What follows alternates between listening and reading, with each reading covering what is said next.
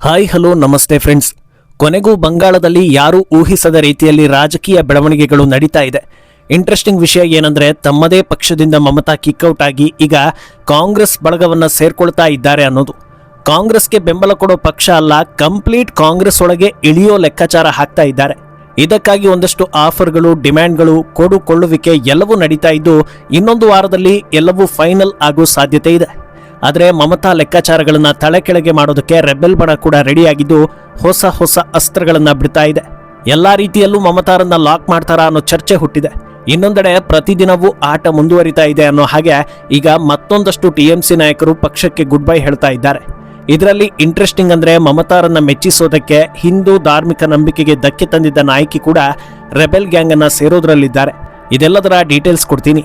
ನೀವು minute made channel ಅನ್ನ follow ಮಾಡಿ ಸಬ್ಸ್ಕ್ರೈಬ್ ಮಾಡ್ಕೊಳ್ಳಿ. 2026ರ ವಿಧಾನಸಭಾ ಚುನಾವಣೆ ರಾಜಕೀಯವಾಗಿ ಟ್ರೆಂಡ್ ಬದಲಾಗಿರೋದಕ್ಕೆ ಸಾಕ್ಷಿಯಾಗಿದೆ. ಅಷ್ಟೇ ಅಲ್ಲದೆ ಕೆಲವೊಂದು ಪಕ್ಷಗಳು ಛಿದ್ರ ಆಗೋದಕ್ಕೂ ಕೂಡ ನಿದರ್ಶನವಾಗಿದೆ. ತಮಿಳುನಾಡಿನಲ್ಲಿ ದ್ರಾವಿಡ ಅನ್ನೋ ಟ್ರೆಂಡ್ ಅನ್ನೇ ಬದಲಿಸಿ ವಿಜಯ್ರ ಟಿವಿಕೆ ಟೇಬಲ್ ಟಾಪರ್ ಆಯಿತು. ಡಿಎಂಕೆಗೆ ಹೆಚ್ಚೇನು ಡ್ಯಾಮೇಜ್ ಆಗಲಿಲ್ಲ, ವಿಪಕ್ಷದಲ್ಲಿ ಬಂದು ಕೂತಿದೆ. ಈಗ ಮಗನನ್ನ ವಿಪಕ್ಷ ನಾಯಕ ಮಾಡಿ ಫ್ಯೂಚರ್ ಸಿಎಂ ಉದಯನಿಧಿ ಅನ್ನೋದನ್ನ ತೋರಿಸೋದಕ್ಕೆ ಆಪರ್ಚುನಿಟಿಯನ್ನ ಬಳಸ್ಕೊಂಡಿದ್ದಾರೆ. ಆದರೆ ಇನ್ನೊಂದು ದಿಕ್ಕಲ್ಲಿ ಛಿದ್ರ ಆಗಿದ್ದು ಎಐಎಡಿಎಂಕೆ.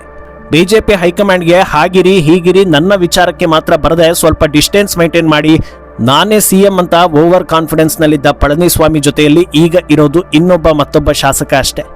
ಇದಕ್ಕಿಂತಲೂ ದೊಡ್ಡ ಡ್ಯಾಮೇಜ್ ಆಗಿದ್ದು ಬಂಗಾಳದಲ್ಲಿ.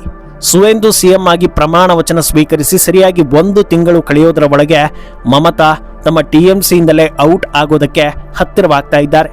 ಚುನಾವಣೆಯಲ್ಲಿ ಖುದ್ದು ತಾವು ಸೋತು ಪಕ್ಷವು ಹೀನಾಯ ಸ್ಥಿತಿಗೆ ಬಂದ ನಂತರ ಮಮತಾ ವೋಟ್ ಚೋರಿ ಅಂತ ದೂರಿದ್ರು, ಯಾರು ಕೇಳಿಸ್ಕೊಳ್ಳಿಲ್ಲ. ಚುನಾವಣೆ ನಂತರ ಬಂಗಾಳದಲ್ಲಿ ಹಿಂಸಾಚಾರ ಆಗಿದೆ, ನನ್ನ ಜನರನ್ನ ಕಾಪಾಡಿ ಪ್ಲೀಸ್ ಅಂತ ಗೋಗರಿದ್ರು, ಆಗ್ಲೂ ಯಾರು ಕಿವಿ ಕೊಡ್ಲಿಲ್ಲ. ಇದೇ ವಿಷಯ ಇಟ್ಕೊಂಡು ಕರಿಕೋಟು ಹಾಕಿ ಕೋರ್ಟ್ಗೆ ಹೋಗಿ ವಾದ ಮಾಡಿದ್ರು, ಅದು ಟ್ರೋಲ್ ಆಯ್ತು ಬಿಟ್ರೆ ಯೂಸ್ ಆಗ್ಲಿಲ್ಲ. ಅಯ್ಯಯ್ಯೋ ನನ್ನ ಅಳಿಯನ ಮೇಲೆ ಹಲ್ಲೆ ಆಗಿದೆ, ಪ್ರಜಾಪ್ರಭುತ್ವದ ದೇಶದಲ್ಲಿ ಇಂಥ ಹಲ್ಲೆ ಮಾಡ್ಬೋದಾ, ಇದು ಸರಿನಾ ಅಂತ ಕಣ್ಣೀರಿಟ್ಟು ಗೋಗರಿದ್ರು. ಬಂಗಾಳ ಜನರೇ ಅದನ್ನ ಸೀರಿಯಸ್ ಆಗಿ ತಗೊಳ್ಳಿಲ್ಲ. ವಿಧಾನಸಭೆಯಲ್ಲಿ ಸೋಲಾದ್ರೆ ಏನಂತೆ, ನಾನು ಲೋಕಸಭೆಗೆ ಹೋಗ್ತೀನಿ, ಯೂಸುಫ್ ಪಠಾಣ್ ರಾಜೀನಾಮೆ ಕೊಡಪ್ಪ, ನಾನು ಸ್ಪರ್ಧೆ ಮಾಡಬೇಕು ಅಂದ್ರು. Pathan not reachable. ಹೀಗೆ ಹೆಜ್ಜೆ ಇಟ್ಟಲ್ಲೆಲ್ಲ ಅಡೆತಡೆ ಆದ್ರೆ ಪಾಪ ಹಿರಿಯ ಜೀವ ಏನ್ ಮಾಡಬೇಕು ಅನ್ನೋಷ್ಟರಲ್ಲಿ ಒಂದು ಅಭಯ ಹಸ್ತ ಮಮತಾರನ್ನ ಎತ್ತಿ ಹಿಡಿತಾ ಇದೆ. ಈಗ ಉಳಿದಿರೋದು ಇನ್ನೊಂದೇ ಆಪ್ಷನ್ ಅನ್ನೋ ಹಾಗೆ ಮಮತಾ ಬ್ಯಾನರ್ಜಿ ಕಾಂಗ್ರೆಸ್ ಸೇರ್ಪಡೆ ಆಗೋದು ಆಲ್ಮೋಸ್ಟ್ ಕನ್ಫರ್ಮ್ ಆಗಿದೆ. ಸೋನಿಯಾ ಗಾಂಧಿ, ರಾಹುಲ್ ಹಾಗೆ ಖರ್ಗೆ ಸೇರಿದಂತೆ ಎಲ್ಲಾ ಪ್ರಮುಖ ನಾಯಕರ ಜೊತೆಗೆ ಸಾಲು ಸಾಲು ಮೀಟಿಂಗ್ಗಳು ನಡೆದಿದ್ದು, ಅತ್ತ ಅಭಿಷೇಕ್ ಬ್ಯಾನರ್ಜಿ ಕೂಡ ರಾಹುಲ್ ಗಾಂಧಿ ಜೊತೆಗೆ 3.5 ಗಂಟೆ ಮೀಟಿಂಗ್ ನಡೆಸಿರೋ ಸುದ್ದಿಗಳೆಲ್ಲ ಓಡಾಡ್ತಾ ಇದೆ. ಇದು ಸದ್ಯದಲ್ಲೇ ತೃಣಮೂಲ ಕಾಂಗ್ರೆಸ್ನಿಂದ ಮಮತಾ ಕಾಂಗ್ರೆಸ್ಗೆ ಜಂಪ್ ಹೊಡೆಯೋ ಲಕ್ಷಣಗಳಿಗೆ ಪುಷ್ಟಿ ಕೊಡ್ತಾ ಇದೆ. ಅಂದಹಾಗೆ ಸುಮ್ಮನೆ ಈ ಮರ್ಜಿಂಗ್ ಅಥವಾ ವಿಲೀನ ಪ್ರಕ್ರಿಯೆಗಳು ನಡೀತಾ ಇಲ್ಲ. ಕಾಂಗ್ರೆಸ್ ರಾಜ್ಯಸಭೆ ಸೀಟ್ ಆಫರ್ ಕೊಟ್ಟಿದೆಯಂತೆ, ಅವರು ಕೊಟ್ಟ ತಕ್ಷಣ ಒಪ್ಕೊಂಡ್ರೆ ಚೀಪ್ ಆಗ್ಬಿಡ್ತೀವಿ ಅಂತ ಮಮತಾ ಕೂಡ ಸ್ವಲ್ಪ ಹೆಚ್ಚಿನ ಡಿಮ್ಯಾಂಡ್ ಮಾಡಿದ್ದಾರಂತೆ. ನನ್ನನ್ನ ರಾಜ್ಯಸಭೆಯಲ್ಲಿ ವಿಪಕ್ಷ ನಾಯಕಿಯೋ ಅಥವಾ ಉಪ ವಿಪಕ್ಷ ನಾಯಕಿಯೋ ಮಾಡಿ ಅಂತ ಕೇಳ್ಕೊಂಡಿದ್ದಾರಂತೆ. ಈ ಚರ್ಚಾ ಸಮಾಲೋಚನೆಗಳು ನಡೆದು ಫೈನಲ್ ಡಿಸಿಷನ್ ಹೇಳೋದಕ್ಕೆ 1 ವಾರ ಟೈಮ್ ತಗೊಂಡಿದ್ದಾರಂತೆ. ಸೊ ಮಮತಾ ಕಾಂಗ್ರೆಸ್ಗೆ ಸೇರ್ತಾರೆ ಅನ್ನೋದು ಇನ್ನೊಂದು ವಾರ ಬಿಟ್ಟು ಗೊತ್ತಾಗುತ್ತೆ ಅನ್ನೋದು ಎಲ್ಲ ಕಡೆ ಈಗಾಗಲೇ ಗೊತ್ತಾಗಿದೆ. ಇನ್ನು ಬರೀ ತಮ್ಮ ರಾಜಕೀಯ ಸೆಟಲ್ ಮಾಡ್ಕೊಂಡ್ರೆ ಅಳಿಯನ ಕತೆ ಏನು? ಅವರು ಕೂಡ ಗುಂಡಿಗೆ ಕೆಂಪಿಗೆ ಒಂಥರ ಬಂಗಾಳದ ರಾಹುಲ್ ಗಾಂಧಿ ಅಂತೆ ಮುದ್ದಾಗಿದ್ದಾರೆ. ರಾಹುಲ್ ಗಾಂಧಿಯಷ್ಟೇ ರಾಜಕೀಯದಲ್ಲಿ ಸಾಮರ್ಥ್ಯವುಳ್ಳ ನಾಯಕರಾಗಿದ್ದಾರೆ. ಅವರಿಗೂ ಒಂದು ಪೋಸ್ಟ್ ಕೇಳಬೇಕಲ್ವಾ? ಅದರಿಂದ ಅವರನ್ನು ಗಮನದಲ್ಲಿ ಇಟ್ಕೊಂಡು ಈಗ ಕೊಡುಕೊಳ್ಳುವಿಕೆ ಆಗ್ತಾ ಇದೆಯಂತೆ. ಈವರೆಗೆ ಬಂದಿರೋ ಮಾಹಿತಿಗಳ ಪ್ರಕಾರ ಮಮತಾಗೆ ರಾಜ್ಯಸಭೆ ವಿಪಕ್ಷ ನಾಯಕಿ ಸ್ಥಾನ ಒಂದು ಕಡೆ ಆದರೆ, ಅದರ ಜೊತೆಗೆ ಕಾಂಗ್ರೆಸ್ ನ್ಯಾಷನಲ್ ವೈಸ್ ಪ್ರೆಸಿಡೆಂಟ್ ಪಟ್ಟವನ್ನು ಕೂಡ ನೀಡೋ ಸಾಧ್ಯತೆ ಇದೆಯಂತೆ. ಅಭಿಷೇಕ್ಗೆ ಕಾಂಗ್ರೆಸ್ ಜನರಲ್ ಸೆಕ್ರೆಟರಿ ಪಟ್ಟ ನೀಡೋ ಸಾಧ್ಯತೆ ಇದೆ ಅನ್ನೋದು ಕೂಡ ಬರ್ತಾ ಇದೆ. ಅಂತಿಮವಾಗಿ ಏನ್ ಸಿಕ್ಕುತ್ತೋ ಬಿಡುತ್ತೋ ಗೊತ್ತಿಲ್ಲ. ಆದರೆ ಇವರಿಗೆ ಇದನ್ನೆಲ್ಲ ಕೊಡೋದ್ರಿಂದ ನಿಜವಾಗ್ಲೂ ಕಾಂಗ್ರೆಸ್ಗೆ ಗೇನ್ ಆಗುತ್ತಾ ಅನ್ನೋದಕ್ಕೆ ಉತ್ತರ ಇನ್ನೂ ಸಿಕ್ಕಂತಿಲ್ಲ. ಅಂದಹಾಗೆ ಇವರಿಗೇನೋ ಪಟ್ಟವನ್ನ ಕೊಟ್ರು ಅಂತ ಅಂದ್ಕೊಳ್ಳಿ, ಆಮೇಲೆ ಏನು ಅನ್ನೋ ಪ್ರಶ್ನೆ ಎಲ್ಲರನ್ನೂ ಕಾಡ್ತಾ ಇದೆ. ಯಾಕಂದ್ರೆ ಇಷ್ಟು ದಿನ ಬಂಗಾಳದಲ್ಲಿ ಕಾಂಗ್ರೆಸ್ ಬಿಜೆಪಿ ಅಂತ ನೋಡದೆ ಎಲ್ಲಾ ವಿರೋಧಿಗಳನ್ನ ಅಟ್ಟಾಡಿಸಿ, ಕಾರ್ಯಕರ್ತರ ಮೇಲೆ ಹಲ್ಲೆ ಮಾಡಿಸಿ, ಕಚೇರಿಗಳನ್ನ ಪುಡಿಗಟ್ಟಿಸಿದ್ದೇ ಇದೇ ಮಮತಾ ಅಭಿಷೇಕ್ ಜೋಡಿ. ಇದೇ ಕಾರಣಕ್ಕೆ ಬಂಗಾಳ ಕಾಂಗ್ರೆಸ್ ಹಿರಿಯ ನಾಯಕ ಅಧೀರ್ ರಂಜನ್ ಚೌಧರಿಗೆ ಮಮತಾರನ್ನ ಹಾಗೂ ಟಿಎಂಸಿಯನ್ನ ಕಂಡ್ರೆ ಆಗೋದಿಲ್ಲ. ಕಾರ್ಯಕರ್ತರಂತೂ ಟಿಎಂಸಿಯಿಂದ ಮಾರುದ್ದ ಅಂತರದಲ್ಲಿದ್ದಾರೆ. ಈಗ ಹೈಕಮಾಂಡ್ ಇವರನ್ನ ಅಪ್ಪಿಕೊಂಡ್ರೆ ಕಾರ್ಯಕರ್ತರು ಏನ್ ಮಾಡ್ತಾರೆ? ಅನುಭವಿಸಿದ್ದನ್ನೆಲ್ಲ ಮರೆತು ರಾಹುಲ್ ಹೇಳಿದ್ದಾರೆ ಅಂತ ಜೈಕಾರ ಹಾಕ್ತಾರಾ, ಅಥವಾ ಆತ್ಮಾವಲೋಕನ ಮಾಡಿಕೊಂಡು ಸ್ವಾಭಿಮಾನಕ್ಕೆ ಬೆಲೆ ಕೊಟ್ಟು ಕಾಂಗ್ರೆಸ್ ಪಕ್ಷವನ್ನ ಬಿಟ್ಟು ಬೇರೆ ಪಕ್ಷಗಳನ್ನ ಸೇರೋದಕ್ಕೆ ಮನಸ್ಸು ಮಾಡ್ತಾರಾ ಅನ್ನೋ ಪ್ರಶ್ನೆ ಎದ್ದಿದೆ.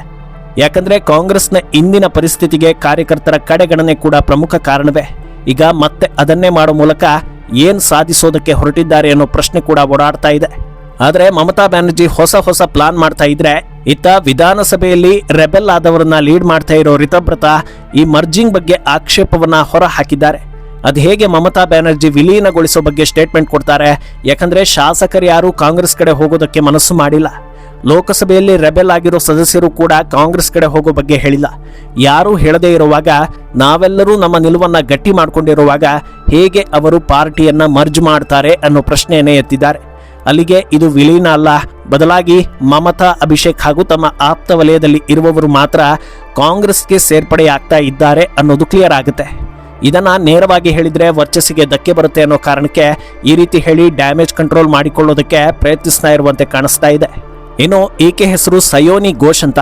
ಸಿನಿಮಾ ರಂಗದಲ್ಲಿ ಇದ್ದ ಈ ನಟ ಭಯಂಕರಿಯನ್ನ ರಾಜಕೀಯಕ್ಕೆ ಕರ್ಕೊಂಡು ಬಂದು ಟಿಕೆಟ್ ಕೊಟ್ಟು ಗೆಲ್ಲಿಸಿ MP ಮಾಡಿದ್ದೆ ಮಮತಾ ಬ್ಯಾನರ್ಜಿ. ಲೋಕಸಭೆಯಲ್ಲಿ ಅಭಿಷೇಕ್ ಬ್ಯಾನರ್ಜಿ ಹಿಂದಿನ ಸೀಟ್ನಲ್ಲಿ ಕೂತ್ಕೊಳ್ತಾ ಇದ್ದ ಈಕೆ ಮಮತಾ ಸೋದರಳಿಯ ಹೇಳಿದ್ದಕ್ಕೆಲ್ಲ ಟೇಬಲ್ ಕುಟ್ಟಿ ಬೆಂಬಲವನ್ನ ಸೂಚಿಸ್ತಾ ಇದ್ಲು. ಮಮತಾರನ್ನ ಖುಷಿಪಡಿಸೋದಕ್ಕೆ ಅವರಿಗಿಂತ ಹೆಚ್ಚು ಓಲೈಕೆ ಮಾಡ್ತಾ ಇದ್ಲು. ಸಮಾವೇಶದಲ್ಲಿ ನಿಂತು ನನ್ನ ಮನಸ್ಸಲ್ಲಿ ಕಾಬಾ ಇದೆ, ಕಣ್ಣಲ್ಲಿ ಮದೀನಾ ಇದೆ ಅಂತ ಹಾಡು ಹಾಡಿದ್ಲು. ಹಿಂದೂಗಳ ಆರಾಧ್ಯ ದೈವ ಶಿವಲಿಂಗಕ್ಕೂ ಅವಮಾನ ಮಾಡಿದ ಕುಖ್ಯಾತಿಯನ್ನ ಗಳಿಸಿದ್ಲು. ಮಮತಾ ಬ್ಯಾನರ್ಜಿ ಮುಂದೆ PM ಆಗ್ತಾರೆ ಅಂತ ಬಿಲ್ಡಪ್ ಕೊಟ್ಟಿದ್ಲು. ಎಲೆಕ್ಷನ್ ಬಳಿಕ ಸೈಲೆಂಟ್ ಆಗಿದ್ಲು. ಈಗ ನೋಡಿದ್ರೆ TMCಗೆ ಟಾಟಾ ಹೇಳ್ತಾ ಇದ್ದಾಳೆ ಅನ್ನೋ ನ್ಯೂಸ್ ಬರ್ತಾ ಇದೆ. ಈಕೆ ಕೂಡ ರೆಬೆಲ್ ಕ್ಯಾಂಪ್ ಸೇರೋದು ಆಲ್ಮೋಸ್ಟ್ ಕನ್ಫರ್ಮ್ ಆಗಿದೆ ಅನ್ನೋ ನ್ಯೂಸ್ಗಳು ಓಡಾಡ್ತಾ ಇದೆ. ಇನ್ನೊಂದೆಡೆ ಬಿಜೆಪಿಯಿಂದ ರೆಬೆಲ್ ಆಗಿ ಹೊರನಡೆದ ಶತ್ರುಘ್ನ ಸಿನ್ಹಾ ಕೂಡ ರೆಬೆಲ್ ಟೀಮ್ಗೆ ಬೆಂಬಲವನ್ನ ಕೊಡ್ತಾ ಇದ್ದಾರಂತೆ. ಇನ್ನು ಈ ರೆಬೆಲ್ ನಾಯಕರ ಲಿಸ್ಟ್ ದೊಡ್ಡದಾಗ್ತಾನೆ ಇರೋದು ಕೂಡ ಮಮತಾಗೆ ತಲೆಬಿಸಿಯನ್ನ ಹೆಚ್ಚಿಸ್ತಾ ಇದೆ. ರೆಬೆಲ್ ಆಗಿರೋ ಸದಸ್ಯರು ಯಾರ್ಯಾರು ಅನ್ನೋ ಲಿಸ್ಟ್ ಒಂದು ಮೊದಲಿಗೆ ಸ್ಪೀಕರ್ ಓಂ ಬಿರ್ಲಾಗೆ ಸಬ್ಮಿಟ್ ಆಗುತ್ತೆ. ಅದರಲ್ಲಿ ಶತ್ರುಘ್ನ ಸಿನ್ಹಾ, ಸಯೋನಿ ಘೋಷ್ ಜೊತೆಗೆ ಬಂಗಾಳಿ ಸ್ಟಾರ್ ನಟ ಹಾಗೂ MP ದೇವ್ ಹೆಸರು ಕೂಡ ಇರೋದು ಎಲ್ಲರ ಅಚ್ಚರಿಗೆ ಕಾರಣವಾಗ್ತಾ ಇದೆ. ಉಳಿದವರ ಕಡೆ ನೋಡೋ ಹೊತ್ತಲ್ಲಿ ಇನ್ನೂ ಒಂದಷ್ಟು ಜನರು ನಾಟ್ ರೀಚಬಲ್ ಆಗಿದ್ದಾರೆ. ಈ ಲೆಕ್ಕ 23ರವರೆಗೆ ಏರಿಕೆಯಾಗಬಹುದು ಅನ್ನೋ ರೀತಿಯ ಚರ್ಚೆಗಳು ಕೂಡ ನಡೀತಾ ಇದೆ. ಅಲ್ಲಿಗೆ ಮಮತಾ ಜೊತೆ ಅಂತಿಮವಾಗಿ ಉಳಿಯೋ ನಾಯಕಿಯರು ಅಂದ್ರೆ ಅದು ರಾಜ್ದೀಪ್ ಸರ್ದೇಸಾಯಿ ಪತ್ನಿ ಸಾಗರಿಕಾ ಘೋಷ್ ಹಾಗೂ ಕಾಂಟ್ರವರ್ಸಿ ಮೂಲಕ ಸುದ್ದಿಯಾಗೋ ನಾಯಕಿ ಮಹುವಾ ಮೊಯ್ತ್ರಾ ಅಂತ ಅಂದಾಜಿಸಲಾಗ್ತಾ ಇದೆ. ಆದರೆ ಮಮತಾ ಎಕ್ಸಿಟ್ ಬಳಿಕ TMC ಏನಾಗುತ್ತೆ ಅನ್ನೋ ಕುತೂಹಲ ಕೂಡ ಇದೆ. ಯಾಕಂದ್ರೆ ಪಕ್ಷ ಕಟ್ಟಿದ್ದು ಮಮತಾ, ಆಡಳಿತದಲ್ಲಿ ಜನರ ಮೇಲೆ ದೌರ್ಜನ್ಯಕ್ಕೆ ಕಾರಣ ಆಗಿದ್ದು ಮಮತಾ, ಪಕ್ಷ ಪತನ ಕಂಡಿದ್ದು ಕೂಡ ಮಮತಾ ಹಾಗೂ ಅಭಿಷೇಕ್ರಿಂದಲೇ. ಇನ್ಮುಂದೆ ಜನರು ಮಮತಾ ಇಲ್ವಲ್ಲ, ಆದ್ರಿಂದ TMCಯನ್ನ ಬೆಂಬಲಿಸೋಣ ಅಂತ ಯೋಚಿಸ್ತಾರೋ ಅಥವಾ ಮಮತಾ ಇರ್ಲಿ ಅಥವಾ ಬಿಡ್ಲಿ, ಯಾವತ್ತಿಗೂ TMC ಬೇಡ ಅಂತ ಯೋಚಿಸ್ತಾರೋ ಗೊತ್ತಿಲ್ಲ. ಅಲ್ಲದೆ ಮಮತಾ ಕಾಂಗ್ರೆಸ್ ಎಂಟ್ರಿ ಕಾಂಗ್ರೆಸ್ ಹಣೆ ಬರಹವನ್ನ ಯಾವ ರೀತಿ ಬದಲಿಸುತ್ತೆ ಅನ್ನೋದು ಕೂಡ ಗೊತ್ತಿಲ್ಲ. ಈ ಸ್ಟೋರಿ ಬಗ್ಗೆ ನಿಮ್ಮ ಅನಿಸಿಕೆಯನ್ನ ಕಮೆಂಟ್ ಮಾಡಿ.